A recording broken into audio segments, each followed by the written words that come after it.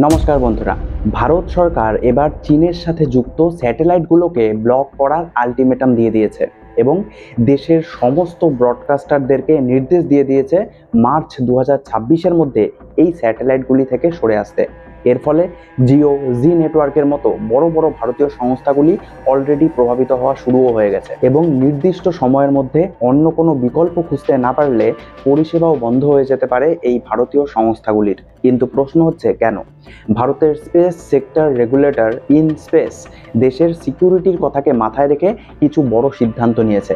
তারা চায়না স্যাট, অ্যাপস্টার এবং হংকং ভিত্তিক এশিয়া স্যাটের মতো চীনা মালিকাধীন স্যাটেলাইট কোম্পানিগুলির চুক্তি বৃদ্ধির প্রস্তাবকে প্রত্যাখ্যান করেছে।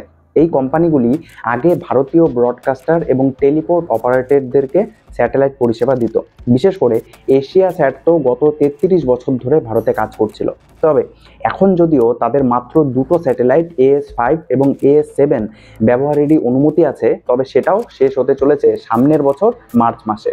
বাকি স্যাটেলাইট যেমন AS6, AS8 এবং AS9 এর প্রস্তাব আগেই সম্পূর্ণভাবে বাতিল করে দেওয়া হয়েছে এবং এর ফলে প্রভাবিত হতে পারে জি এন্টারটেইনমেন্ট এবং জিও স্টার নেটওয়ার্কসের মতো কোম্পানিগুলো।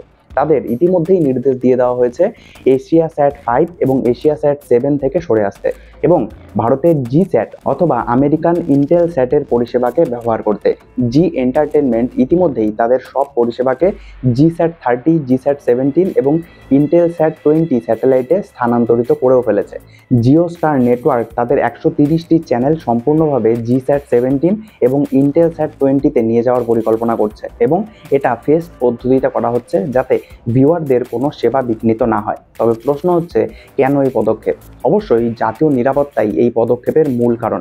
ভারত সরকার মনে করছে যে চীনা স্যাটেলাইটের ওপর অতিরিক্ত নির্ভরতা ডেটা ব্রিচ এবং নজরদারির ঝুঁকি বাড়ায়, বিশেষ করে যখন চীনের সাথে ভারতের ভূ রাজনৈতিক উত্তেজনা চলছে এবং অন্যদিকে AI দ্রুত উন্নতি করছে। সেখানে সবচেয়ে বেস্ট এটাই হবে যে হয় সম্পূর্ণ দেশীয় স্যাটেলাইট অথবা কোনো গণতান্ত্রিক দেশের স্যাটেলাইট পরিষেবাকে ব্যবহার করা। এছাড়া স্পেস এবং স্যাটেলাইট কমিউনিকেশন এখন শুধু বাণিজ্যিক সেবা নয়, এটা জাতীয় প্রতিরক্ষার একটাও মূল অংশ হয়ে উঠেছে।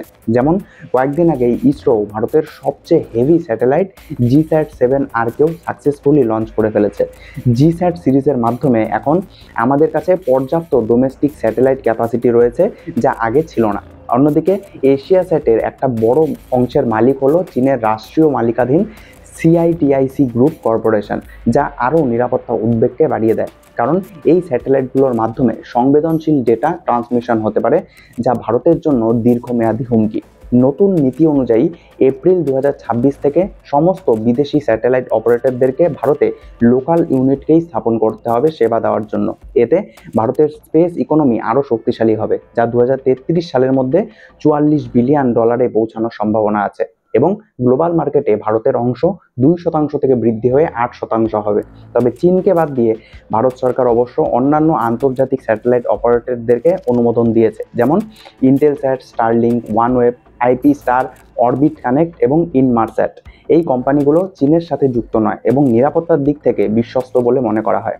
ভারতীয় টেলিপোর্ট অপারেটরদেরকে 31 মার্চ 2026-এর মধ্যে চীনা স্যাটেলাইট থেকে মাইগ্রেট করতে হবে, নয়তো তাদের পরিষেবাকে ততদিন বন্ধ রাখতে হতে পারে। তাই কোম্পানিগুলো ইতিমধ্যেই এই ট্রানজিটকে শুরুও করে দিয়েছে, যাতে কোনো অপারেশনাল বিঘ্ন না ঘটে এবং ভিউয়াররা তাদের সেবা পেতে থাকে। তবে আপনাদের এই বিষয়ে ঠিক কী মত অবশ্যই কমেন্টে জানাতে ভুলবেন না এবং আপনাদের কাছে একটাই রিকোয়েস্ট যে একটি লাইক এবং সাবস্ক্রাইব অবশ্যই করবেন, কারণ এটি আপনাদের জন্য সামান্য মনে হলেও এটি সত্যি আমাকে আপনাদের জন্য আরও এমন নতুন নতুন বিশ্লেষণাত্মক ভিডিও নিয়ে আসতে অনুপ্রেরণা যোগায়। দেখা হচ্ছে পরের ভিডিওতে। ধন্যবাদ।